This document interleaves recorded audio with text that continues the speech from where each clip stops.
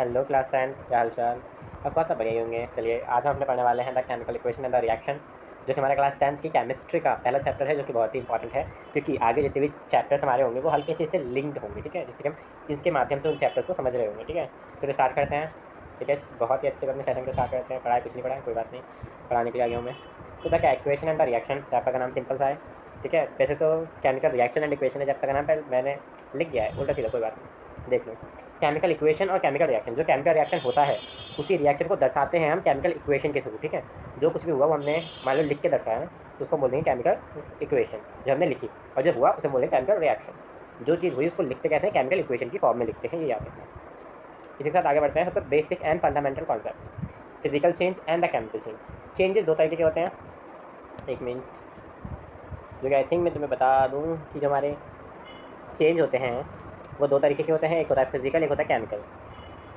Physical change क्या होता है और केमिकल चेंज क्या होता है। फिजिकल चेंज जो फिजिकली हुआ हो, इसको मैं देखो दिख नहीं रहा हो, तो फिजिकल चेंज जो फिजिकली हुआ हो मतलब कि जिसके अंदर कलर स्टेट, फिजिकली तुम क्या देख सकते हो, टेम्परेचर देख सकते हो, किसी चीज़ की स्टेट देख सकते हो कि स्टेट में सॉलिड लिक्विड गैस। ठीक है, और क्या देख सकते हो, किसका कलर देख सकते हो, कलर में चेंज तो नहीं आया। तो इन सब चीज़ों में चेंज आता है। मान लो किसी का कलर चेंज हो गया, किसी का मतलब कोई लिक्विड था सॉलिड में कन्वर्ट हो गया, है ना, तो ये सब क्या होता है, ये सब हो जाता है फिजिकल चेंज। पर केमिकल चेंज क्या होता है, जो केमिकली हुआ हो, जिसके अंदर के एटम्स, एलिमेंट, सब्सटेंस, कंपाउंड, इनके बीच में जो रिएक्शन हुआ होता है ना, उसे हम केमिकल रिएक्शन बोलते हैं।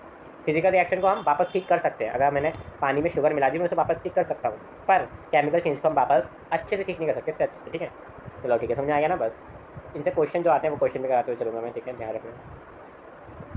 तो यही रहा, यहाँ पर हमारा क्वेश्चन भी आ चुका है। क्वेश्चन पढ़ो, identify the chemical change, reaction he change.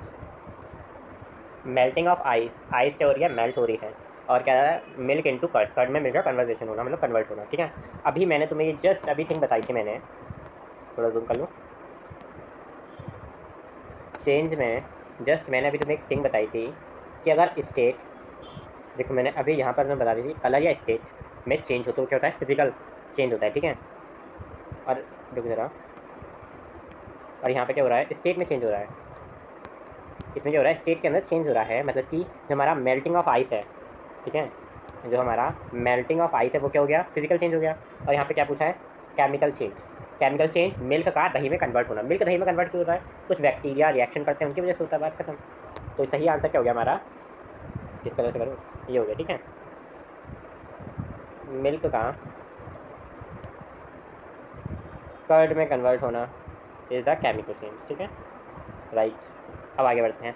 अब हम समझेंगे हमारा नेक्स्ट टॉपिक जो है केमिकल रिएक्शन। अभी तक क्या था, हमने बेसिक थिंग पढ़ी, ये भी तुम्हारे पेपर में आ सकता है, याद रखना। ये छोटी छोटी चीज़ें तुम्हारा बेस बनाती चलेंगी, याद रखना। कई बार ना एमसीक्यू में पूछ लेते हैं स्कूल वाले अपनी तरफ से। एक मिनट को पानी पी लो। तो केमिकल रिएक्शन क्या होता है ध्यान से सुनना मेरी बात। अब आज फिर मारो, हल्का सा फीवर लग रहा है मुझे। Chemical reaction is the process जिसमें original substance lose their natural identities and form a new substance that have different properties. इधर मैं जूम करके तुम्हें समझाने की कोशिश करता हूँ बगल में इसकी, कि जब ऐसी चीज़ कि हमें दो चीज़ों में रिएक्शन हो रही हो, उसके बाद कोई दूसरी नई चीज़ बनी हो, तो हम केमिकल रिएक्शन बोलते हैं। जैसे कि हाइड्रोजन ने ऑक्सीजन के साथ रिएक्ट करके वाटर बनाया। क्या बनाया, वाटर। हाइड्रोजन क्या है, कोई भी बता सकता है, हाइड्रोजन गैस है। ऑक्सीजन क्या है, ऑक्सीजन भी गैस है एक। उन्होंने क्या बनाया, वाटर। वाटर क्या है, लिक्विड है। तो इसमें क्या हुआ, देखो हाइड्रोजन की प्रॉपर्टी अलग होंगी। हमने पढ़ा गैस की प्रॉपर्टी होती है, मोर कंप्रेसिबल होती है, not defined volume, not defined shape. तो गैस की प्रॉपर्टी अलग होती है, और लिक्विड की अलग होती है कि भाई शेप चेंज कर सकती है, सेम वॉल्यूम रहती है डेफिनेट, है ना। तो गैस की प्रॉपर्टी अलग होती है और लिक्विड की प्रॉपर्टी अलग होती है। ठीक है, ये बात अपने दिमाग में डाल दी है तुमने 9th क्लास में ही, नहीं डाली तो मैंने फिर बता दिया। ठीक है, तो गैस और लिक्विड की प्रॉपर्टी अलग अलग है ना, मतलब डिफरेंट प्रॉपर्टी। एक कॉन्सेप्ट क्लियर हुआ हमारा, डिफरेंट प्रॉपर्टी। और न्यू सब्सटेंस बना, न्यू सब्सटेंस बना ना, बना, बात खत्म। तो यही होता है केमिकल रिएक्शन। इतना क्या सोचते रहते हो तुम लोग, यही होता है केमिकल रिएक्शन। ठीक है, चलो अब हम इसके एग्जांपल देख लेते हैं। अब कुछ एग्जांपल जान लेते हैं कि रिएक्शन, केमिकल रिएक्शन के। ठीक है, कहाँ कहाँ पर होते हैं केमिकल रिएक्शन, हर जगह केमिकल रिएक्शन होते हैं। डाइजेशन, फूड की जब डाइजेशन होते हैं तब भी केमिकल इक्वेशन, वो केमिकल रिएक्शन होते हैं। रेस्पिरेशन में केमिकल रिएक्शन होते हैं। रस्टिंग ऑफ आयरन वाटर के साथ रिएक्ट करता है। बर्निंग ऑफ मैग्नीशियम रिबन सबसे इंपॉर्टेंट। ठीक है, और फॉर्मेशन ऑफ कर्ड में भी केमिकल रिएक्शन होता है। ठीक है, समझ में आ गया, आ गया। चलो अब ये सब, इन सब में केमिकल रिएक्शन होता है, तो याद रखना दैट मीन्स कि जो केमिकल चेंज है वो भी इन्हीं में होता है। केमिकल रिएक्शन में होता है, केमिकल चेंज भी इनमें ही होता है, ठीक है। जिसमें केमिकल रिएक्शन होगा उसमें केमिकल चेंज भी होता है। अब आगे बढ़ते हैं। Chemical reaction can be identified by the nether. Oh my god, बहुत सिंपल टॉपिक, सबसे ज़्यादा गेट लगा के आया था, बहुत बैकग्राउंड नॉइज आ रही थी ना। चलो ठीक है, केमिकल रिएक्शन कैसे आइडेंटिफाई कर सकते हैं, कैसे पहचान सकते हैं कि हाँ भाई यहाँ पे केमिकल रिएक्शन हुआ है, ठीक है। सबसे पहले उसके स्टेट में चेंज आ जाएगा। चलो लिखवाते हुए चलूँगा। चेंज इन स्टेट, स्टेट मतलब मैटर की स्टेट्स होती हैं, याद है ना सबको। अभी मैंने लिखवाया था एक example, hydrogen plus oxygen give H2O, ठीक है, ये लिखवाया था मैंने। तो इसमें जो हमारी हाइड्रोजन है वो एक गैस है, ऑक्सीजन एक गैस है, और जो हमारा ये नया सब्सटेंस आया है H2O वाटर, जो कि हमारा लिक्विड है, लिक्विड है, ठीक है, समझ में आ गया। तो इसमें क्या हुआ, स्टेट में चेंज हुआ, गैस गैस के मिलने से लिक्विड बन गया डायरेक्ट, बात खत्म। अब आते हैं चेंज इन कलर। कई सब्सटेंस में जब केमिकल रिएक्शन होता है तो उनका कलर चेंज हो जाता है, बिल्कुल सही, कलर चेंज हो जाता है। चलो लिखवाते हैं चेंज इन कलर के ऊपर भी। तो जो है कौन सा केमिकल इक्वेशन रिएक्शन लिखूँ मैं, चलो ठीक है। तो देखो जो हमारा CuSO4 होता है, ठीक है, वो किस, उसको हमने अगर जो CuSO4 है उसका रिएक्शन हमने कराया Fe से, तो बनाता है वो FeSO4 प्लस Cu अलग हो जाता है। ये डिस्प्लेसमेंट रिएक्शन है जो हम आगे समझेंगे, ठीक है। तो ऐसा होता है। तो इसमें जो हमारा ये दिख रहा है ना आपको, CuSO4 जो दिख रहा है, जो हमारा CuSO4 है वो ब्लू कलर का होता है। एक मिनट रुको जरा, ब्लू कलर से दिख रहा है वो तो ये जो ये जो होता है वो हमारा ब्लू कलर का होता है, ब्लू कलर का होता है, और बाद में कन्वर्ट हो जाता है हमारे ग्रीन कलर में, ग्रीनिश ग्रीन। तो यहाँ पे क्या हुआ, हमारा कलर चेंज हो गया, जो हमारा ब्लू कलर का था वो ग्रीन में कन्वर्ट हो गया। ये हो गई हमारी एक और केमिकल इक्वेशन। अब आते हैं इवैल्यूएशन ऑफ गैस। कई बार जब हमारे केमिकल रिएक्शन होते हैं तो उसमें गैस निकलती है, गैस जा जा जा इस टाइप में, ठीक है, गैस निकलती है। चलो एक और इसका एक और एग्जांपल लिखवा देते हैं वैल्यूएशन ऑफ गैस का। एक और क्या आगे हम इतनी इक्वेशन पढ़ेंगे ना कि तुम थक जाओगे। कोई नहीं, फिर भी देखो यार, याद रहनी चाहिए तुम्हें, ये तुम भूल जाओ, ठीक है। तो मान लो हमने लिया H2SO4 और उसका हमने जिंक Zn के साथ रिएक्शन कराया, हमारे पास आया ZnSO4, और जो हमारी H2 गैस थी वो इवेलुएट हो गई, गैस निकल गई।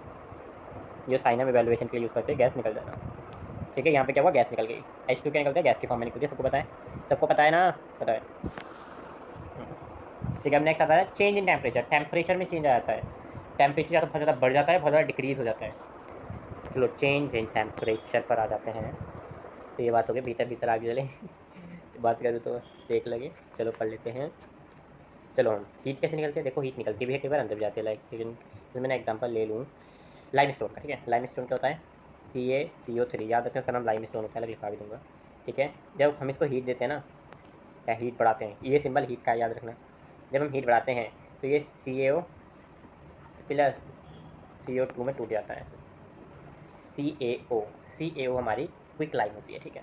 सारी लाइन जो होते हैं वो लिखवाऊंगा, क्योंकि डायरेक्ट क्वेश्चन सीधे से घुमा फिरा के सोचने अलग ही आता है, सीधे सीधे हैं अच्छा बच्चे को परेशान करना कैसे करें, तो वो क्विक लाइन लिख देता है डायरेक्ट, ठीक है। क्विक लाइन को अगर हमने रिएक्शन करा दिया इसके संग तो क्या होगा, फॉर्मेशन ऑफ PPT, इसको हम आगे पढ़ेंगे, ठीक है, आगे मैं पढ़ाऊँगा इन्हें। रिएक्शन जो होता है उसमें दो चीज़ें होती हैं, रिएक्टेंट एंड प्रोडक्ट। इधर समझाता हूँ मैं तुम्हें।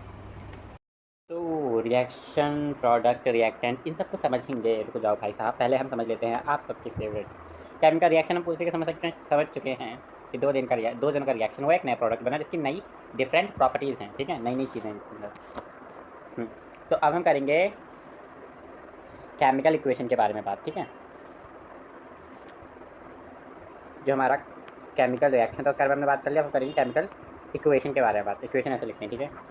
देखो ओ माय गॉड, इक्वेशन की स्पेलिंग नहीं आती भाई ठीक है। केमिकल इक्वेशन क्या होती है, केमिकल इक्वेशन होती है जब हम जो केमिकल रिएक्शन हुई है उसको हम रिप्रेजेंट करते हैं सिंबल्स की फॉर्म में, उसको हम बोलते हैं केमिकल इक्वेशन। जैसे मतलब कि तुमने स्कूल में कोई कांड देखा कि भाई वाओ ये सब क्या हुआ, तुमने उसको कैसे रिप्रेजेंट करा, लिख के बता दिया किसी को, लिख के चिट्ठी में दे दिया, फिर कोई टीचर अच्छा बर्ताव नहीं कर रही है तुम्हारे साथ तो तुमने उसके ऊपर एप्लीकेशन लिख के किसी को दे दी, लिखना क्या हो गया, केमिकल इक्वेशन, ठीक है। इस तरीके से हमको जितने एग्जाम्पल दे सकता हूँ सारे एग्जाम्पल दे दूँगा मैं आज ही तुम्हें। तो केमिकल इक्वेशन जो होती है वो होती है रिप्रेजेंटेशन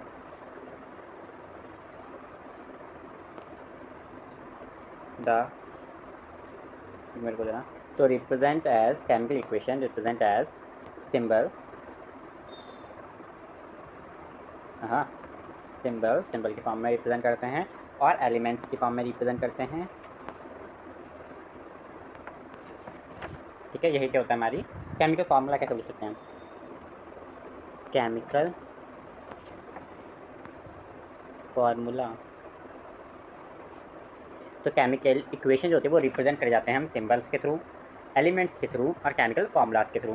इसमें हम स्टेट्स भी डालते हैं, प्रोडक्ट में स्टेट डालते हैं ना, लिक्विड स्टेट, सॉलिड स्टेट, ये भी हम पढ़ेंगे, पर रुक जाओ। ठीक है, ये समझ में आ गया? बहुत बढ़िया। अब आ जाते हैं इधर साइड में कोने में।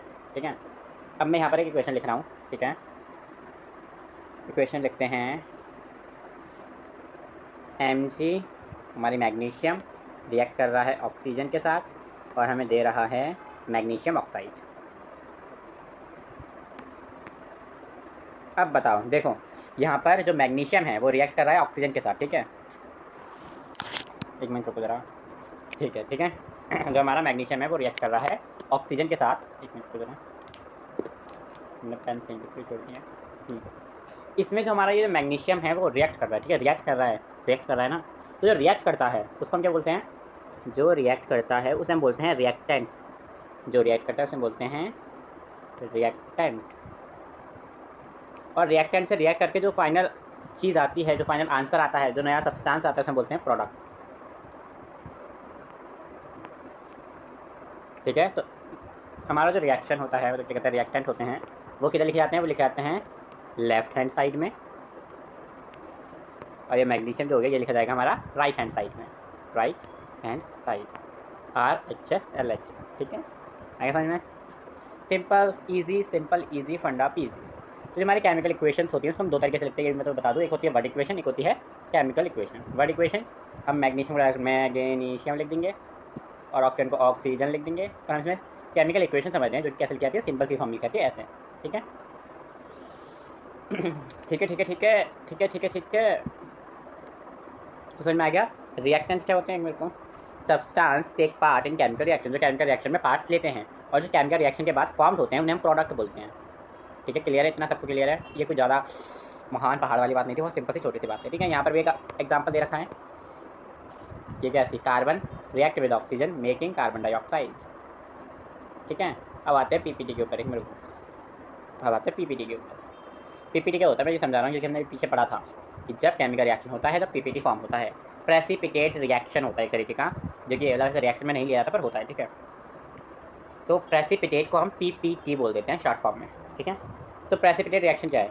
अगर कोई रिएक्शन हुआ, ठीक है, यहाँ पर भी लिखा हुआ है, जूम कर, तो हमारा PbNO3 होल ट्वाइस मतलब लेड नाइट्रेट रिएक्ट करता है हमारे तो पोटेशियम आयोडाइड के साथ। जब हमारा लेड नाइट्रेट पोटेशियम आयोडाइड के साथ रिएक्ट करता है तब वो बनाता है, अच्छा यहाँ पे लिखा नहीं है, मैं यहाँ पे लिख देता हूँ, तब वो बनाता है पॉजिटिव PbL2, ये भी है। ठीक है, lead nitrate plus 2KNO3 potassium nitrate. अब लगा मेरी आंखें तो दिखी होंगी ना, क्योंकि मेरा कैमरा ना फ़ोन को ऐसे रेक्टेंगुलर कर रखा था, तो कैमरा इधर आ रहा है मेरा, हम इधर देख के तो बोल नहीं सकते ऐसे, तो वैसे ऐसे मतलब लिखने में थोड़ा ईजी होता है। ठीक है, वही मैं भी अभी देखा मैंने तो कैमरे में। ठीक है, PbNO3 whole twice KI sorry. ठीक है, तो रिएक्शन क्या है? मिली पहले रिएक्शन लगी। प्रेसिपिटेट रिएक्शन वो होती है जिसके अंदर कोई इनसॉल्यूबल, मान लो हमारी दो रिएक्शन हुई है ना, उसके बीच में रिएक्शन होने के बाद कुछ ऐसा प्रोडक्ट बनता है जो पानी के अंदर नहीं घुल सकता, जो सॉल्यूबल नहीं है, इनसॉल्यूबल है, उसको हम बोलते हैं पीपीटी। यहाँ पर मेन शॉर्ट फॉर्म में लिखा हुआ है इनसॉल्यूबल कंपाउंड को हम बोलते हैं पीपीटी। ठीक है, तो वो क्या होता है, नीचे बैठ जाता है, जो हमारा सॉल्यूशन होता है उसमें नीचे बैठ जाता है। जब हम दो सॉल्यूशन को मिक्स करते हैं तो जो बनता है वो नीचे बैठ जाता है, जैसे कि इसमें दिख रहा है, ये रहा। तो ये जो है ना हमारा ये हमारा येलो पीपीटी होता है, कलर में आपको येलो दिखी हुआ है, येलो पीपीटी होता है, बात खत्म। ठीक है, समझ में आ गया? पीपीटी रिएक्शन ज़्यादा कोई भारी चीज़ नहीं थी। इनसॉल्यूबल सब्सटेंस, प्रेसिपिटेट मतलब इनसॉल्यूबल सब्सटेंस। इन रिएक्शन, जब रिएक्शन हुआ हो, when mix together the solution will mix together and form the insoluble substance is called precipitate reaction. ठीक है, प्रेसिपिटेट रिएक्शन के ऊपर आ जाती है, डेफिनेशन पूछ लेते हैं और एग्जांपल पूछ लेते हैं, और ये एग्जांपल याद होना चाहिए, इंपॉर्टेंट है। ठीक है, क्या है, इंपॉर्टेंट है, याद होना चाहिए सबको। तो अब हम अपना रिएक्शन से स्टार्ट करते हैं। टाइप्स ऑफ रिएक्शन कौन कौन से होते हैं ये समझने से पहले कि हाँ भाई ठीक है, एक मिनट रुको। तो हम स्टार्ट कर रहे हैं types of reaction. Types of reaction हमारे पास हैं कुछ 3-4 तरीके के हैं, पढ़ लेते हैं उन्हें, उसके बाद देखेंगे। देखिए, सबसे पहले आता है कॉम्बिनेशन रिएक्शन। कौन सा रिएक्शन आता है, कॉम्बिनेशन रिएक्शन। कॉम्बिनेशन रिएक्शन के नाम से पता चला कि दो चीज़ें कंबाइन हो रही हैं तो रिएक्शन हो रहा है। ठीक है, तो देखो इसको हम सिंथेसिस रिएक्शन भी बोलते हैं। ठीक है, ऐसा कुछ एज इस कोई क्वेश्चन आता नहीं है इसके ऊपर कि हाँ भाई सिंथेसिस रिएक्शन ऐसा कुछ नहीं आता। इसके अंदर क्या होता है, जब 2 या 2 से ज़्यादा 2 या 2 से ज़्यादा रिएक्टेंट मतलब प्रोडक्ट कंबाइन होकर एक सिंगल प्रोडक्ट, मतलब क्या कहते हैं 2 या 2 से ज़्यादा रिएक्टेंट कंबाइन होकर सिंगल प्रोडक्ट बनाते हैं। तो आप सीधी बात है, समझा दूँ, मान लो हमारा ए था, ये हमारा बी था, इन लोगों ने मिलकर ए भी बनाया, बात खत्म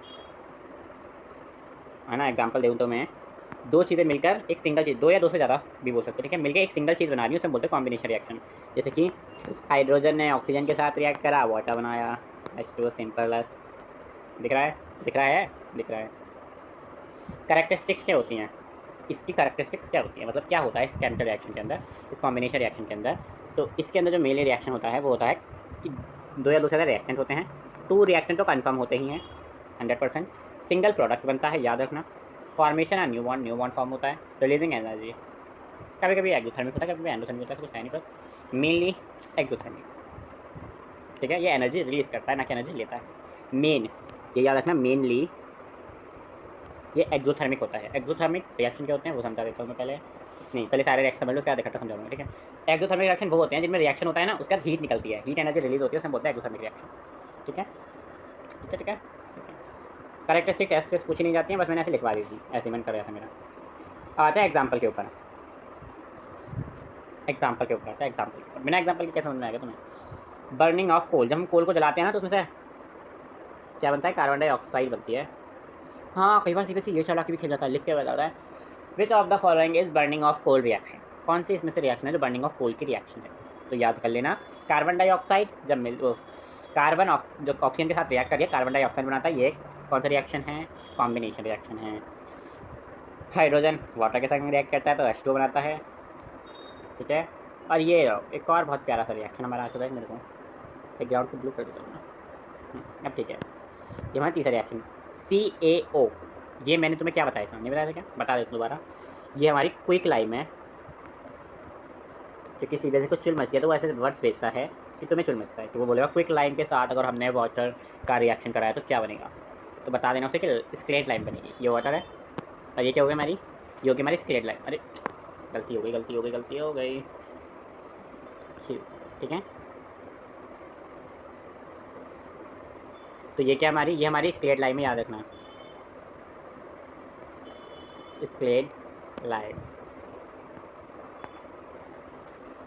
ठीक है, क्विक लाइम में CaO और स्क्लेट लाइम में CaOH होल ट्वाइस। ठीक है, याद रहेगा सबको।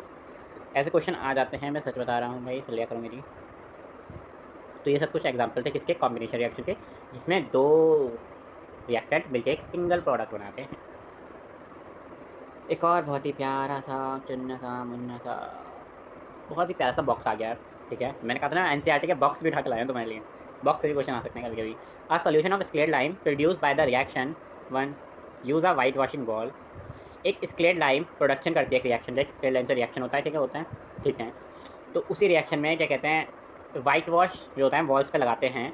ठीक है, calcium hydroxide react slowly with the carbon dioxide into the air and thin layer of calcium carbonate on a ball. Calcium carbonate is formed 2-3 days of white washing and give shiny to the ball CaCO3। समझाता हूँ पूरी कहानी, मैंने पढ़ ली ना, तुम्हें समझाता हूँ। तो देखो, हाँ, सोल्यूशन ऑफ स्क्लेट लाइम लिया हमने, अभी हमने पढ़ा कैसे बनाया, क्विक लाइम को वाटर के साथ मिलाया तो हमारी स्क्लेट लाइम बनी। हम ये जो दीवार दिख रही है, दिख रही है दीवार पर वाइट वॉश हो रखी है, शाइन मारती है दीवार उसके बाद, है ना, क्यों मारती हैं, जो वाइट वॉश होती है जो हमारी कैल्शियम हाइड्रोक्साइड। कैल्शियम हाइड्रोक्साइड क्या है, कैल्शियम हाइड्रोक्साइड क्या है, स्क्लेट लाइम भूल गए क्या, सॉरी, स्क्लेट लाइम स्क्लेड लाइम रिएक्ट कर रही है हमारी कार्बन डाइऑक्साइड के साथ। हमने जो है दीवार के ऊपर क्या लगाई, स्क्लेड लाइम की परत लगा दी है, ठीक है, ये कह रहा है हमारा पूरा लगाई परत। तो जो आप हमारी हवा में कार्बन डाइऑक्साइड है उसके साथ ये परत जो है, ये परत जो है किस चीज़ की है, लाइम, स्क्लेड लाइम की, हाइड्रोजन वो कैल्शियम हाइड्रोक्साइड की। तो ये रिएक्ट करेगी किसके संग, इसके संग रिएक्ट करेगी CO2 जो हमारे हवा में कार्बन डाइऑक्साइड है उसके संग रिएक्ट करेगी और बनाएगी कैल्शियम कार्बोनेट। कैल्शियम कार्बोनेट जो कि क्या देगा, उसको शाइन देगा, क्या देगा, शाइन, ठीक है, याद रहेगा, ठीक है। ये रिएक्शन आ सकती है पेपर में, एक बार आ चुकी है, याद रखना। डायरेक्ट नहीं आती, ये कहती है कि बताओ भाई हमने एक परत लगाई, डायरेक्ट नाम भी नहीं बताइए, मुझे एक्स नाम की परत लगाई हमने वॉल पर, उसके संग वाई नाम की एक चीज़ ने रिएक्ट करा और फिर वो शाइन मारने लगी। बताओ वो जेड कौन सी चीज़ थी जिसके वो शाइन मारने लगी, पूरी इक्वेशन लिख के दिखानी पड़ती है, ठीक है, याद रखना। डीकम्पोजिशन रिएक्शन पे भी आ जाते हैं भाई।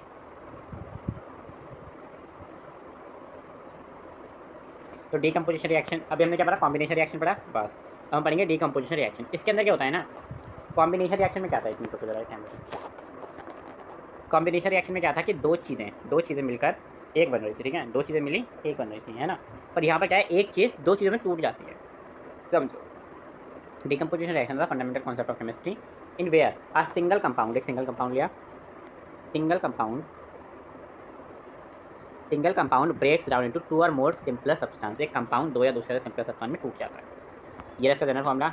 ये ए भी था हमारे पास, हमने इसको कुछ भी दिया, ऐसे तो टूट नहीं जाएगा ना, ऐसे थोड़ी ना, ऐसे टूट जाएगा, दिल थोड़ी तुम्हारा, ठीक है।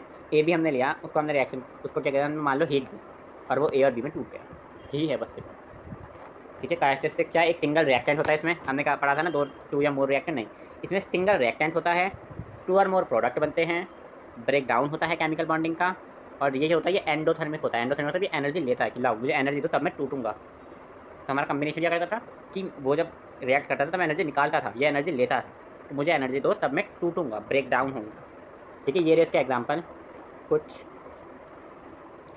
CaCO3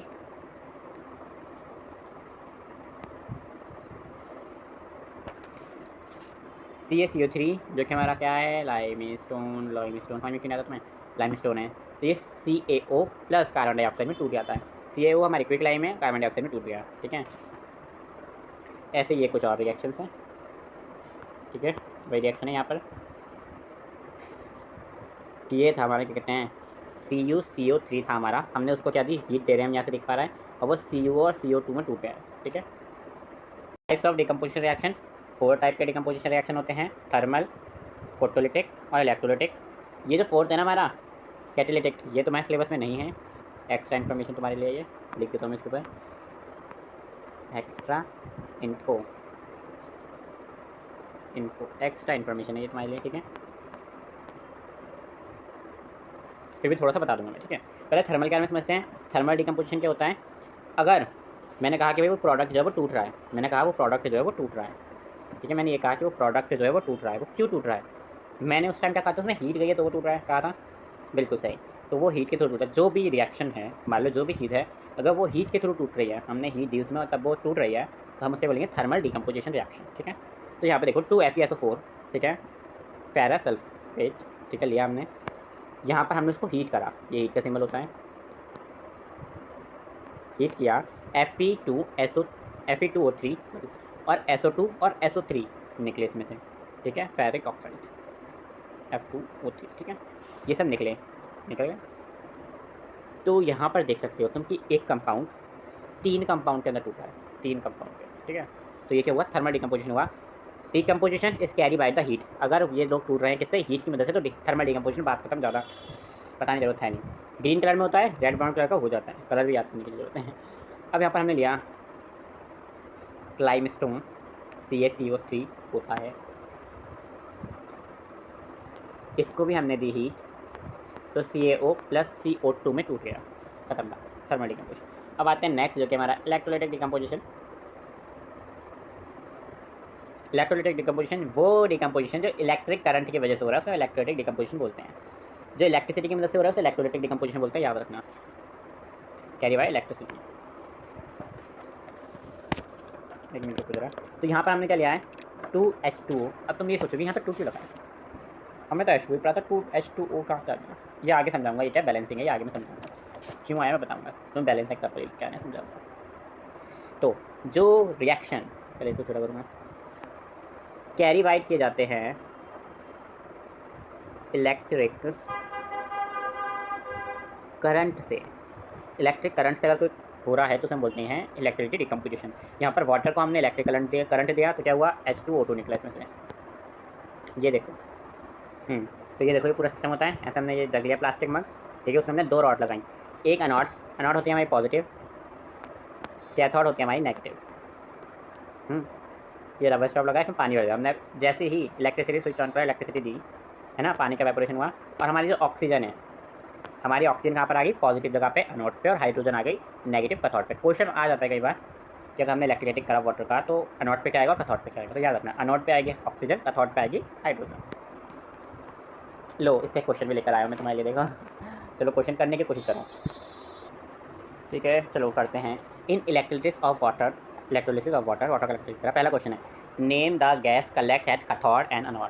कैथोड और अनोड की जगह पर जो गैस आ रही है उसका नाम लिखो। अभी मैंने बताया था, कैथोड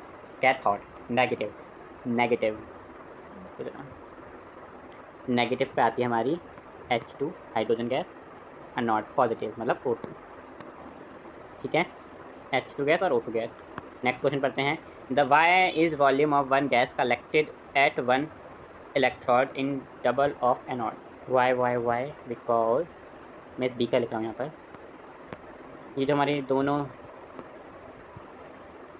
इलेक्ट्रोड्स होती हैं, कलेक्ट करती हैं H2 और O2 को, अलग अलग कैसे लिखते हैं, H2 एंड O2 को यहाँ पर सेपरेटली, दोनों कलेक्ट करती हैं सेपरेटली कलेक्ट करते हैं, ठीक है। Next is why is it necessary to add few drops of dilute H2SO4 to water before electrolysis. बिल्कुल सही समझे। ये तो उन्हें पता नहीं, भूल गया, इसमें लिखा हुआ नहीं था ना, मैं भूल गया, कोई बात नहीं। इसलिए मैंने क्वेश्चन भी ऐड करेंगे तो समझ पाओ। तो हमें वाटर की क्या कहते हैं, कलेक्टिविटी बढ़ाने के लिए वाटर क्या कहते हैं, नॉर्मली तो वाटर क्या कहते हैं, इतनी ज़्यादा इलेक्ट्रिसिटी कंसीडर नहीं करता है, ठीक है। अगर तो बिल्कुल ही बता क्या कहते हैं, वाला वाटर होगा, क्या कहते हैं, एकदम प्योर वाटर तो कंटेन नहीं करेगा, है ना, प्योर वाटर एकदम लिया हमने, तो कंटेन नहीं कर पाता है इलेक्ट्रिसिटी को। इसलिए हमें few drops of dilute H2SO4 डालना पड़ता है टू कंडक्ट इलेक्ट्रिसिटी। इधर लिख देता हूँ मैं, सी है ना, इंक्रीज वाटर कंडक्टिविटी मतलब कि इलेक्ट्रिसिटी को पकड़ पाए। एसिड डालते हैं ना तो इलेक्ट्रिसिटी पकड़ पाएगा। H2SO4 एसिड है, एसिड कलेक्ट कर सकता है उसको, कहते हैं इलेक्ट्रिसिटी को, ठीक है। इस वजह से हम डालते हैं मेक इलेक्ट्रिक कंडक्ट। तुम्हारे लिए मैं भर भर के आराम से जिस कॉन्सेप्ट कराता जाऊँगा क्वेश्चन भी कराता जाऊँगा, मज़े आ जाएगा तुम्हें, ठीक है। फुल पावर और जोश होना चाहिए तुम्हें भी मेरी तरह, तभी ऐसे बैठे हो। यही लेक्चर है तुम्हारा बस। फोटोलिटिक डिकम्पोजिशन, जब सनलाइट की मदद से क्या होता है, डिकम्पोजिशन होता है, तो हम बोलते हैं फोटोलिटिक डिकम्पोजिशन, ठीक है। किसकी मदद, सनलाइट की मदद से होता है। इसकी मदद 2AgCl है ना, इसको जब सनलाइट मिलेगी, यहाँ पर लिखा हूँ मैं, सनलाइट में रखेंगे तो 2Ag प्लस Cl2 में टूट जाएगा, ठीक है। अभी अलग रिएक्शन आ चुके हैं। 2AgBr, इसको जब हम सनलाइट देंगे, तो 2Ag 2Br में टूट जाएगा, 2Ag और Br2 में टूट जाएगा, ठीक है। इसको सनलाइट देंगे, ये दो ही, इसकी दो रिएक्शन, इसको याद कर लेना। Name the brown colour gas evolve when lead nitrate catalyst are heated in dry test tube. I think ये तुम्हें आया होगा या नहीं आया होगा समझ में, मैं समझाऊँ। कैटलिस्ट पता क्या होता है, कैटलिस्ट एक वो इंसान होता है जो कि रिएक्शन कराने आता है, फिर रिएक्शन करा के भाग जाता है, उसको पता नहीं चलता कि उसने रिएक्शन कराया, तो उसे हम कैटलिस्ट बोल देते हैं तरीके से। समझते से, ये इसका सिलेबस है, मतलब इसका है नहीं, फिर भी समझ लो, ठीक है। ऐसा क्वेश्चन आ सकता है तो समझ लो, जो क्वेश्चन आए गलती से गलत गया होगा, कोई बात नहीं, फिर भी समझ लो। इसमें क्या होता है कि हमारे इसमें है हमारा PbNO3 होल ट्वाइस, ठीक है। तो ये टूट जाता है PbO plus NO2 plus O2 में, इसमें टूट जाता है ना। तो इसमें क्या पूछा है, name the brown colour gas जो इसमें से निकलती है। तो इसमें से ब्राउन कलर की गैस निकलती है, वो होती है nitrogen dioxide NO2 NO2 is the brown colour gas. ठीक है, सिंपल सा, ये भी डिकम्पोजिशन रिएक्शन था। अब आते हैं next reaction, that will be the displacement reaction.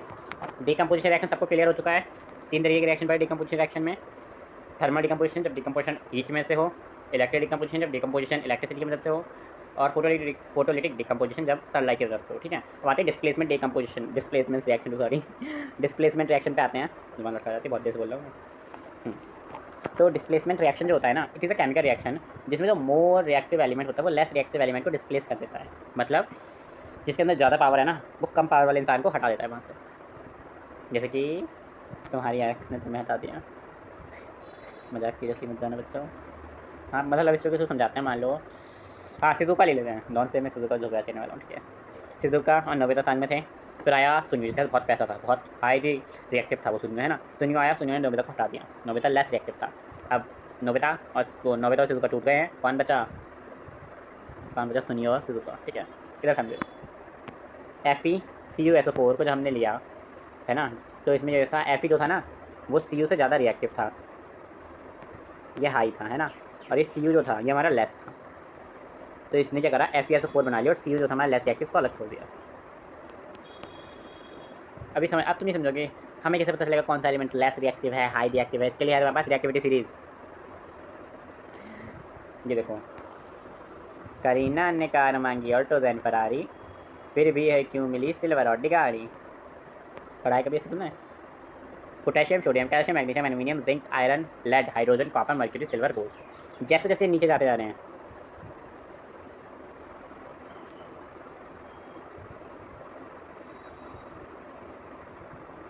मेरे को जरा, जैसे जैसे नीचे जाते जा रहे हैं इनकी रिएक्टिविटी घटती जा रही है। ठीक है, मतलब कि हमारा के है जिसको इनमें से कोई भी डिस्प्लेस नहीं कर सकता। हमारे Na को, मतलब सोडियम को, पोटेशियम डिस्प्लेस कर सकता है, क्योंकि ये ऊपर है। ठीक है, ये समझ।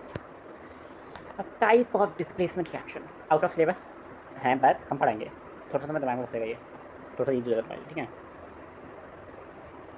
जब चीटिंग करता है। ठीक है, समझो।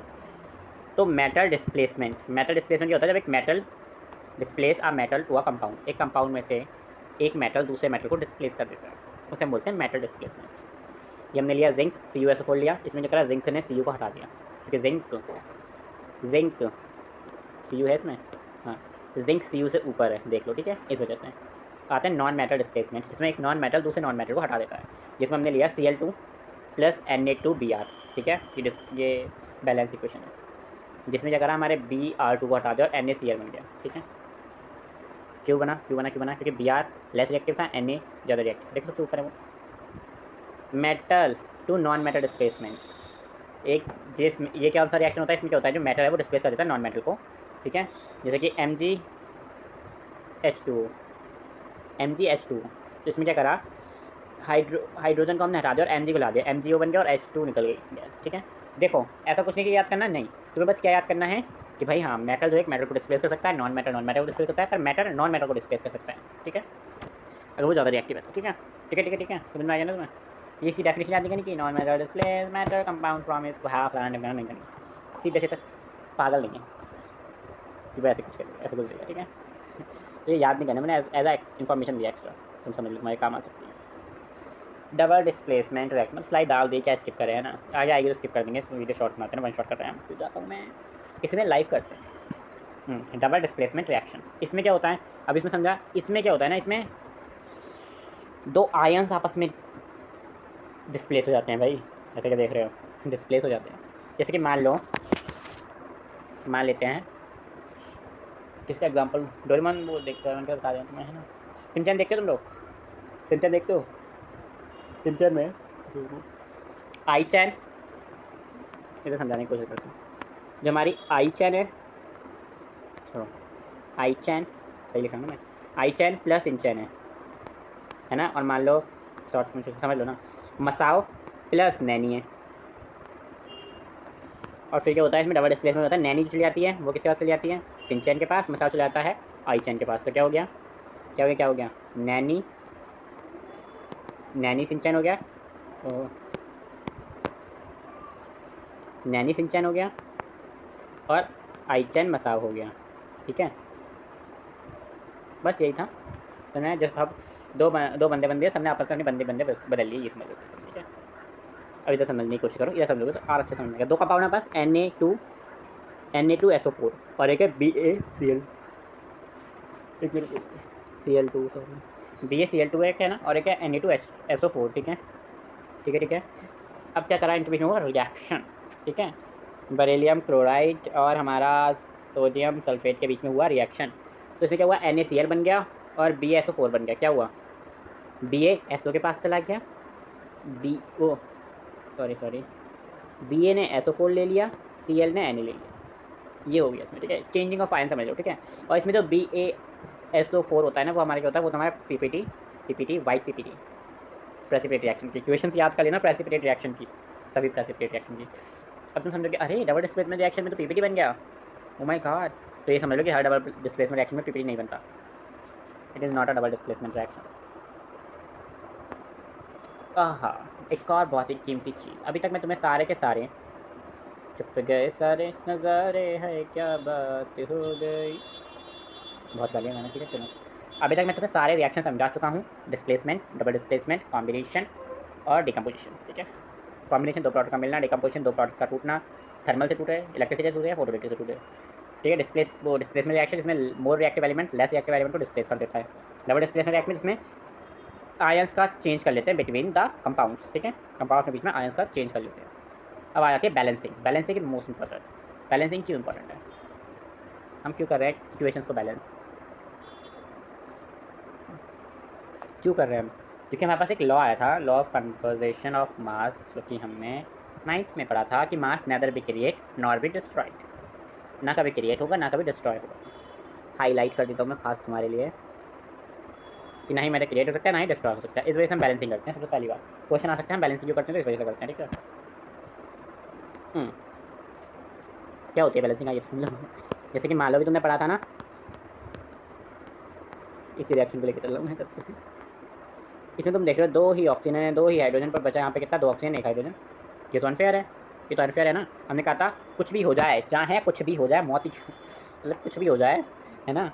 ये दोनों जो होती है हमारी, क्या कहते हैं, इनका मास इक्वल रहेगा। जब ऑक्सीजन का हाइड्रोजन का मास 16, ऑक्सीजन का 16, ऐसे मान लो, एग्जाम्पल ले लो, ठीक है, नॉट सीरियस। मान लो दो ले रहे हैं, इनका 4 होगा, तो यहाँ पर भी 4 ही होगा, पर ऐसा ही यहाँ पर 3 बैठा, एक कहाँ गया, ये हमने इसका प्राइस नहीं लगाया, ठीक है। तो हमें इनको क्या करना है, इक्वल करना है इनके मासेस को। इसलिए हम क्या करते हैं, बैलेंसिंग करते हैं। हिट टायर मेथड करवाता हूँ मेरे को जरा, हिट टायर मेथड से करते हैं। वाह, ये ग्रीनिश आ गया, कोई नहीं, ग्रीनिश से स्टार्ट करते हैं, जो को देखा जाएगा। मतलब बॉक्स बना लो यार, बिना बॉक्स से अनकम्फर्टेबल होता है। सबसे छोटी से स्टार्ट करेंगे, छोटे से बढ़ते जाएंगे आगे तक, ठीक है। अल्लाह मेरे, H2 + O2 = H2O, ये है मेन इक्वेशन, ठीक है। अभी तो सॉल्व कैसे करेंगे, हाइड्रोजन के कितने एटम हैं, 2, ऑक्सीजन के कितने एटम हैं, 2, हटा किसने दिए, पागल हो गए क्या बाउंड्री वाले। और यहाँ पर कितने एटम है, हाइड्रोजन के पास तो 2 ही एटम है, पर ऑक्सीजन के पास नहीं है। अगर मैं अगर ऑक्सीजन को 2 से मल्टीप्लाई कर दूँ तो O2 हो जाएगा, सॉरी 2O हो जाएगा 2O, पर नहीं, यहाँ पर देखो ये कंपाउंड बना हुआ है, ठीक है, नॉट अलग अलग, ये कंपाउंड बना हुआ था। हमें पूरे कंपाउंड को मल्टीप्लाई करना पड़ेगा 2 से। अगर मैंने पूरे कंपाउंड को करना है मुझे 2 से मल्टीप्लाई, तो मैंने यहाँ पर लगा दिया 2, कर दिया 2 से मल्टीप्लाई। ऑक्सीजन कितनी हो गई, अब 2 हो गई, और हाइड्रोजन कितनी हो गई, 4, 2 कम 2, 2 दूनी 4। ये और ये रिएक्ट करेंगे तो 2 कम 2, 2 दूनी 4 हो गई, और ये हो गई 2। तो ऐसे कैसे चलेगा, तो हमने यहाँ पर भी 2 लगा दी, 2 कम 2, 2 दूनी 4। अब तुम गिन के देख लो, सारे आइटम इक्वल है। O2 तुमने उसमें जाएगा O2, 2H2 मतलब क्या कहते हैं, 2 कम 2, 2 4, 2 कम 2, 2 4 हो गया, इक्वल हो गया। तो और करवाता हूँ मैं, तुम्हें ऐसे छोड़ूंगा। AgCl Ag में टूटता है प्लस Cl2 में टूटता है। यहाँ पे Cl2 है, Cl2 है, यहाँ पर 1 है। तो मैंने सबसे पहले क्या करा, यहाँ पे 2 से मल्टीप्लाई कर दिया, यहाँ पर 2 Ag हो गए, 2 Cl हो गए, ठीक है। Ag यहाँ पर 1 है, तो यहाँ पर भी 2 से मल्टीप्लाई कर दिया, इक्वल 2 Ag 2 Cl 2 Cl, बात खत्म। और क्या से पे लेके जाऊँ मैं तुम्हें? पहले छोटे छोटे से करवा रहा हूँ मैं तुम्हें। CU plus O2 give CuO। ठीक है, यहाँ पर भी 2 ऑक्सीजन है, पर वहाँ पर 2 ऑक्सीजन नहीं है, तो हमने 2 से मल्टीप्लाई कर दिया। यहाँ पे CU 2 होगा, यहाँ पे 2। ये थोड़ी सिंपल वाली है, ठीक है। अब एक्स्ट्रा ऑर्डिनरी का आ जाते हैं तुम्हारे लिए खास। सिंपल सिंपल बात के लिए, फिर बड़े बड़े क्वेश्चन को बैलेंस करना सीखो। बड़ी बड़ी क्वेश्चन को बैलेंस करना सीखो, फिर लिख लो बड़ी क्वेश्चन। थोड़ी इतनी बड़ी भी नहीं लिखूँगा, पागल हो गया। तो ये रहा हमारा Fe plus CuSO4 give FeSO4 plus Cu। पहले से स्टार्ट करते हैं। एक Fe नो प्रॉब्लम, एक Cu no problem, SO4 no problem. करा क्या क्वेश्चन है, बैलेंस इक्वेशन है ये तो, इसमें बैलेंसिंग की जरूरत ही नहीं है। तो सही तो है, बैलेंसिंग की जरूरत ही नहीं है इसमें। नेक्स्ट इक्वेशन लिखते हैं। ओह माय गॉड, इसमें बैलेंसिंग की जरूरत ही नहीं है। Fe react with H2O। ठीक है, Fe ने रिएक्ट करा H2O के साथ, तो बनाया Fe3O4। ठीक है, और क्या निकाला, H2O रिलीज़ कर दी। अब यहाँ पर देखो Fe कितने हैं, 3 है, यहाँ पर 1 है, तो पहले यहाँ पर हमने 3 लगा दिया। ठीक है, यहाँ पर हाइड्रोजन 2 है, ऑक्सीजन 1 है, और यहाँ पर ऑक्सीजन 4 है, 4। तो मतलब यहाँ पर 4 से मल्टीप्लाई करना पड़ेगा। तो हमारे पास 4 ऑक्सीजन, 2 कहीं पर 2 से 4 का 4 दूनी 8 हाइड्रोजन हो गई हैं। और यहाँ पर हाइड्रोजन कितनी है, 2। अगर हम इसको किससे मल्टीप्लाई करें, तो हम 4 से मल्टीप्लाई करें, इक्वल हो जाएंगे, है ना। ये लो हो गई। और करते हैं, रुको जरा, कहाँ जा रहे हो तुम। FeSO4 give Fe2O3 plus SO2 plus SO3। पहले हम देखते हैं, यहाँ पर Fe1 है, यहाँ पर Fe2 है, 2 Fe हैं। ठीक है, यहाँ पर ऑक्सीजन 4 है, यहाँ पर ऑक्सीजन कितनी है, 3 3 6 7 8 ऑक्सीजन है, 8 ऑक्सीजन। पहले देख लेते हैं Fe का, देख लेते हैं Fe 2 है, तो अगर मैं इसको 2 से मल्टीप्लाई कर दूँ तो यहाँ पे Fe कितने हो गए, 2 Fe इक्वल। अगर हम इसको देखो तो ये 2 S से मल्टीप्लाई करेगा, ठीक है, मान लेते हैं, तो 2S हो गए, यहाँ पर भी 2S हैं। ये ऑक्सीजन के साथ भी मल्टीप्लाई करेगा, है ना, ऑक्सीजन के साथ भी मल्टीप्लाई करेगा, तो 2 कम 2 2 4 4 कम 4 8 है ना। तो यहाँ पे कितने, 3 2 3 3 कम 2 6 7 8 इक्वल हो गया सब कुछ। Fe के इक्वल हो गया। चेक करने का तरीका बता दो एक बार मैं तुम्हें, देख ले करो। Fe2 इक्वल टू Fe2, ऐसे मान लो, सिंपल। यहाँ पर S 2 लग चुके हैं, 2 से मल्टीप्लाई हुआ है, तो यहाँ पर भी क्या है, S 2 हैं, एक ये 2, और O क्या होगा, यहाँ पर 8 हो चुके हैं, तो एकदम तो यहाँ पर कितने हैं, 8 हो गए हैं। ऐसे चेक कर लिया करो, बात करते हैं। वन शॉट में तो बता नहीं सकता। ये रही तुम्हारे लिए कुछ practice things. Types of reaction represent by the equation. पहले ये कर लेते हैं, ये क्वेश्चन है कि बताओ इसमें कौन कौन से कहते हैं रिएक्शन हुए हैं। यहाँ पर देखो, सिंगल सब्सटेंस है, 2 सब्सटेंस में टूट गया, तो क्या होगा, क्या होगा, डीकम्पोजिशन रिएक्शन।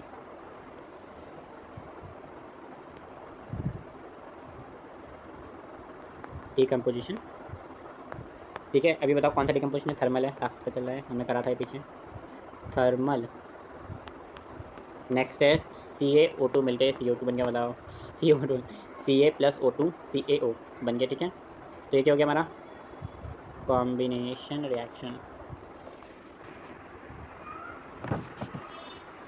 रिएक्शन, ठीक है। यहाँ पर क्या हो रहा है, बता सकता है कोई मुझे।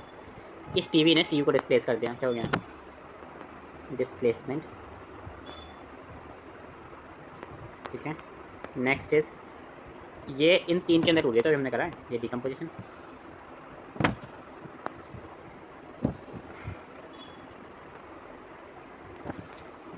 थर्मल है ये भी, Na ने Cl ले लिया, ये तो हमने पढ़ा था, ये डबल हो गया, डिस्प्लेसमेंट। मेरी स्पेलिंग पे मत जाना, ठीक है, मैं ऐसे लिख रहा हूँ। और ये देखो, ये तुम्हारी बैलेंसिंग के लिए कुछ इक्वेशन रही, जैसे तो ये मैं करा चुका हूँ। अगर तुम्हें और डिस्प्ले और चाहिए तो मैं एक लिख देता हूँ।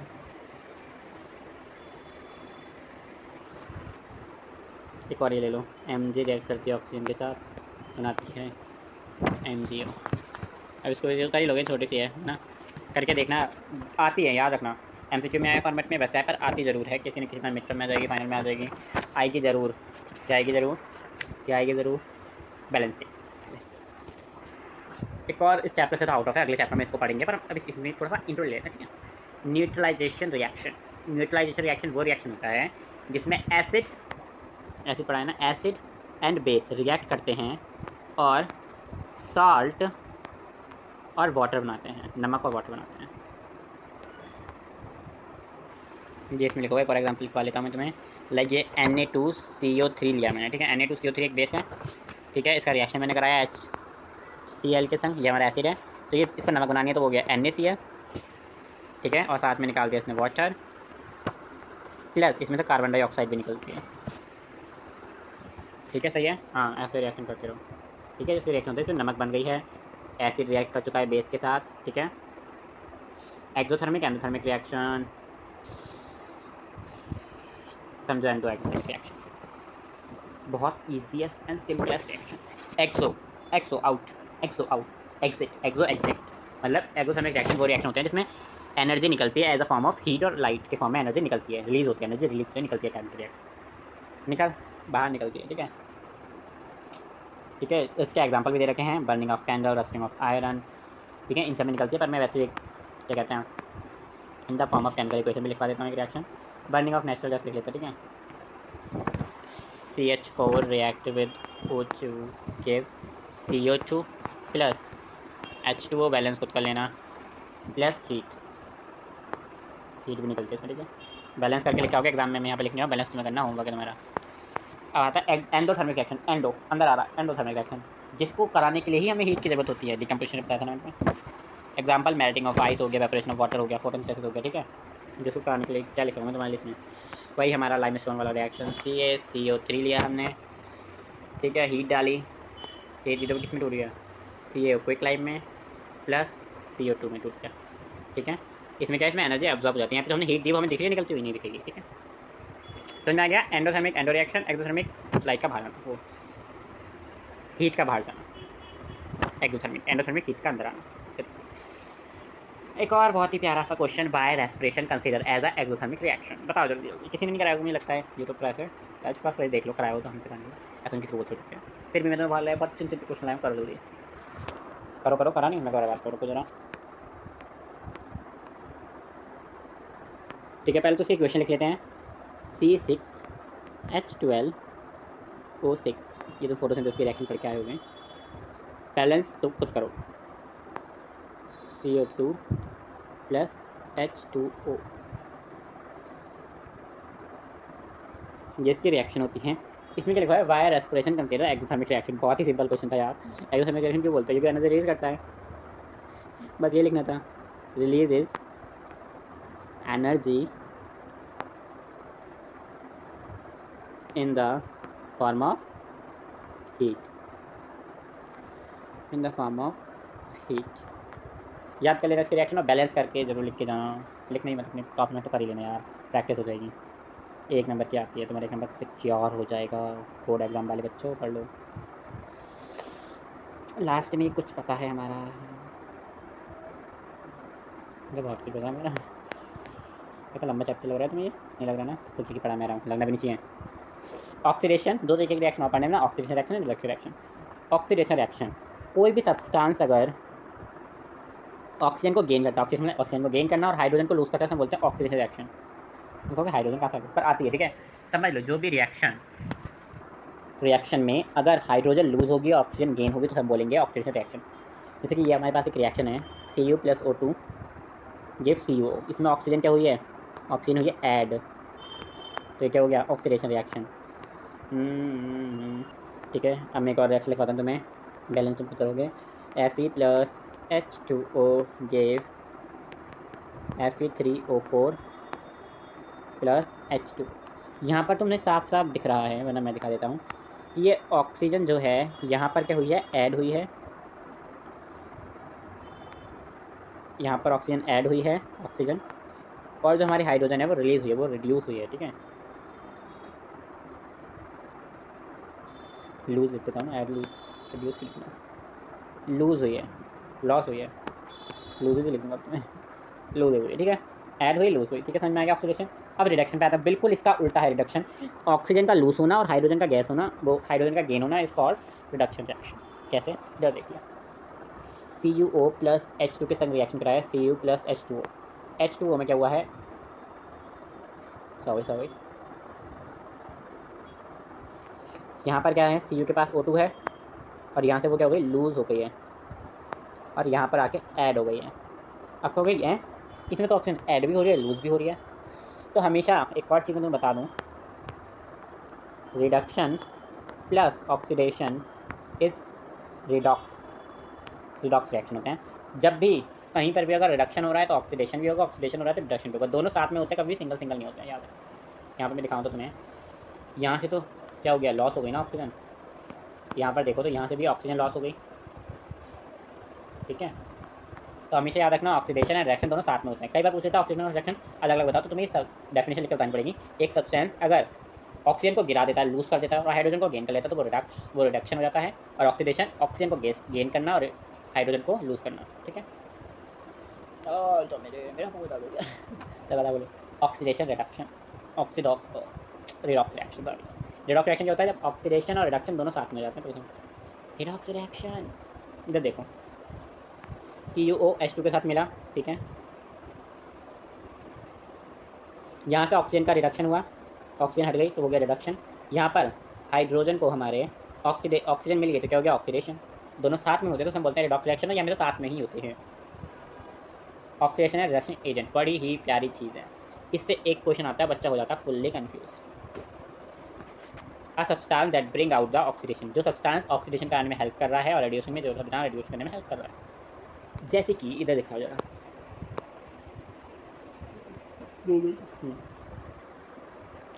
जैसे कि यहाँ पर देखो, CuO, इसका क्या हुआ है, इसका रिडक्शन हुआ है, इसका रिडक्शन हुआ है, क्योंकि इसने ऑक्सीजन इसे दे दिया है, ऑक्सीजन से दे दिया। क्यों हुआ इसका रिडक्शन, क्यों हुआ इसका रिडक्शन, क्योंकि इसको ऑक्सीजन चाहिए था ना, इसने इसके संग रिएक्शन कर लिया, हाइड्रोजन ने इसके संग रिएक्शन कर लिया, तभी तो उसका रिडक्शन हुआ।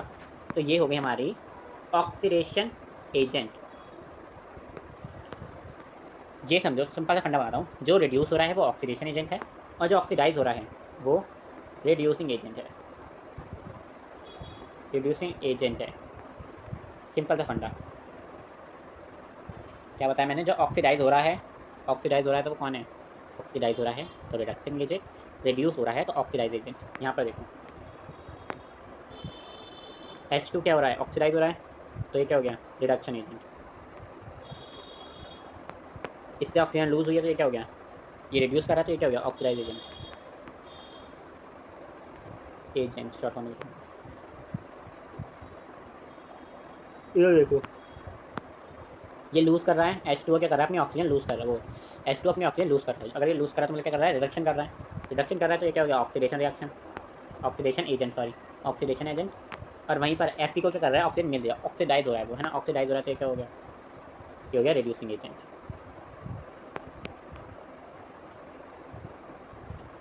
ठीक है। सॉरी मैंने गलत किया, तुम्हें भी ऐसे कन्फ्यूजन हो सकते हैं यार। यहाँ पर ये रिड्यूस हो रहा है, ये रिड्यूस हो रहा है तो मतलब ये रिडक्शन कर रहा है, ऑक्सीजन का लॉस कर रहा है। मैंने सही लिखा था भाई, आप वापस कहाँ गए,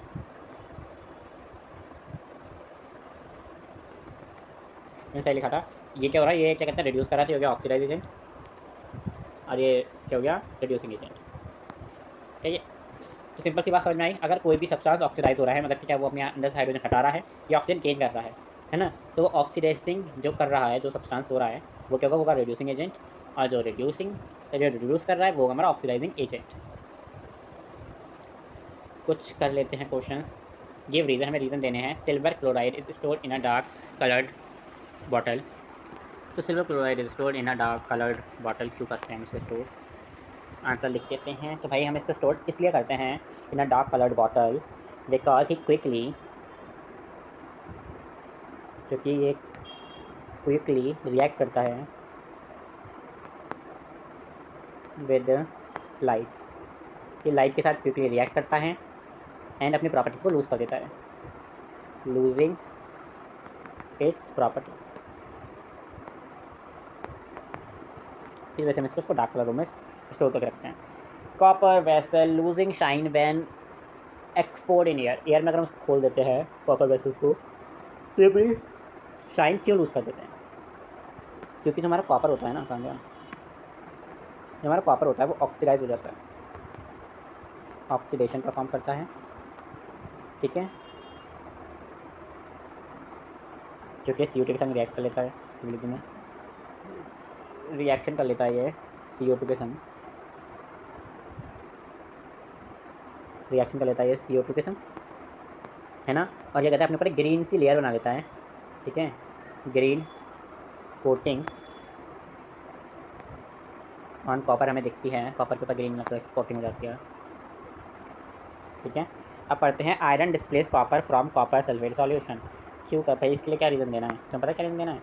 of course iron more reactive than copper,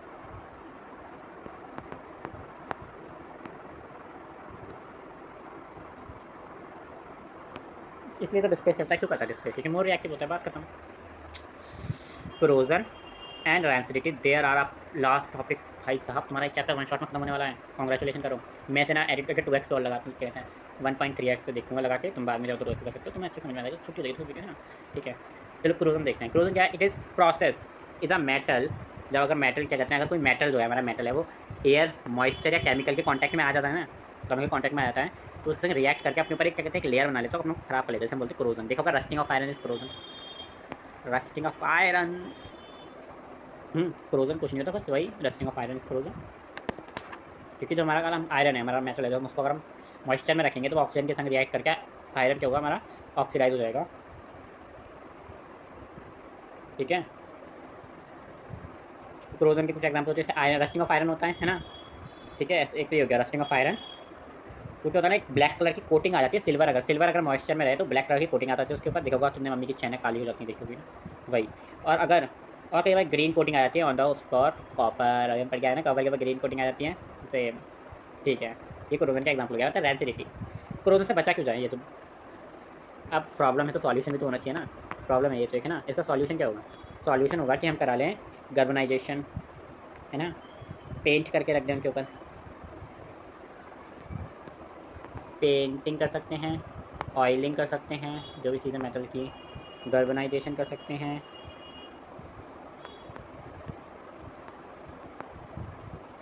ठीक है, अप्लाई पेंट्स कर सकते हैं, सब कुछ अप्लाई कर सकते हैं, ठीक है। ये में आता है ऑक्सीडाइज। रैंसिडिटी होता है जो हमारे फैट्स होते हैं, जो हमारा ऑयल्स होते हैं ना, वो आपस में रिएक्ट करते हैं तो उससे बहुत बुरी टेस्ट आता है, वो स्मेल आती है ना, उससे हम रैंसिडिटी बोलते हैं।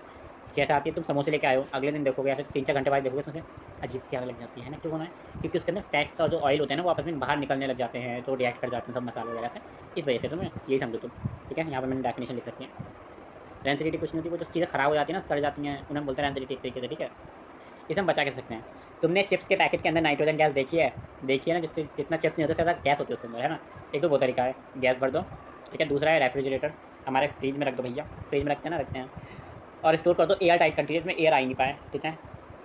कुछ एंटीऑक्सीडेंट भी हम उसके अंदर ऐड कर सकते हैं, है ना, जैसे हम अचार के अंदर नमक डाल देते हैं कि भाई जल्दी ख़राब नहीं होगा, है ना, डालते हैं ना, हाँ, ठीक है। ऐसी चीज़ों की संख्या कर सकते हैं, प्रिवेंट कर सकते हैं, है ना। तो आपको मैंने क्या क्या बताया, इस नाइट्रोजन गैस भर देना, रेफ्रिजरेट कर देना, सनलाइट से दूर रखो एक तो, है ना, सनलाइट से दूर रखो, एयर टाइट कंटेनर में रखो, ठीक है। और मैंने बताया था एंटीऑक्सीडेंट डाल दो, ठीक है। ये 5 चीज़ें हो गई, ठीक है। यहाँ पर लिख मैंने 2 ही रखी, तुम पता पास दिया ना, लिख लो, सब चीज़ लिखी मिलेगी ना। ये कुछ क्वेश्चन है भाई 4, या तो तुम घर से करोगे, मैं एक बार पढ़ के थोड़ा सा हिंट वगैरह दे दूँ, मैं हिंट ही दे देता हूँ, मैं नहीं रखता, तुम घर से कर पाओगे। कॉपर वेसल्स अपनी शाइनिंग क्यों लूज़ कर देते हैं अगर हम उसको हम एयर में रख देते हैं, ये मैं अभी तुम्हें पढ़ा के आ चुका हूँ, इसको मैं नहीं बताऊँगा। Why do we store silver colour water lab, ये मैं तो बता के आ चुका हूँ भाई, ये भी मैं बताऊँगा। What happened when milk is left out open at during room temperature. तो ये क्वेश्चन आ जाता है कई बार, और भाई साहब बच्चे तो करेंगे पता। It can spoil during oxidation and microbes growth, the process is called fermentation. याद है क्लास 8 में पढ़ के आया फर्मेंटेशन। ये क्वेश्चन 3 का आंसर लिख देता हूँ, तीसरे का answer, it can spoil due to oxidation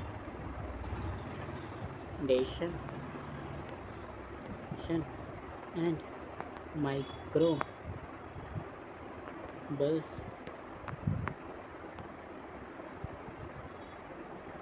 growth. The process is called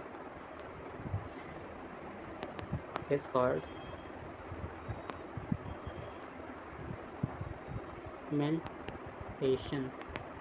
बहुत मुश्किल से आता है पर कई बार आ जाता है, ठीक है, बहुत मुश्किल से आता है. But happened when quicklime is added to water.